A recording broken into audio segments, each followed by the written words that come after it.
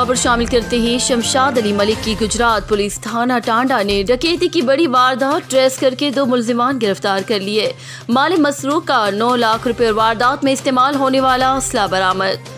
तफसीलात के मुताबिक थाना टांडा के इलाके में गुज़श्ता माह नामालूम राखों ने भेलोवाल के रिहायशी ज़हीर अब्बास से गन पॉइंट पर 9,10,000 रुपए छीन लिए और फरार हो गए। डकैती की इस बड़ी वारदात को ट्रेस करने के लिए DPO तौसीफ हैदर ने DSP सदर सईद अहमद की ज़ेर निगरानी खुसूसी टीम तश्कील दी, जिसमें SHO थाना टांडा तनवीर अहमद और दीगर अफसरान मौजूद थे। DPO गुजरात ने पुलिस टीम को हिदायत की कि तमाम वसाइल बरोकार लाकर जल्द अज जल्द इस वारदात को ट्रेस किया जाए और माल मसरूका बरामद करके मुद्दई के हवाले किया जाए।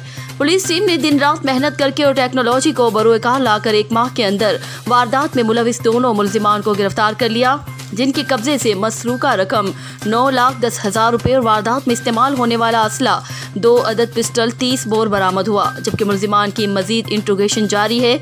मुद्दई मुकदमा ने मुलजिमान की गिरफ्तारी और मसरूका रकम वापस मिलने पर DPO तौसीफ हैदर और गुजरात पुलिस का शुक्रिया अदा किया। Report Shamshad Ali Malik, fast news Gujarat.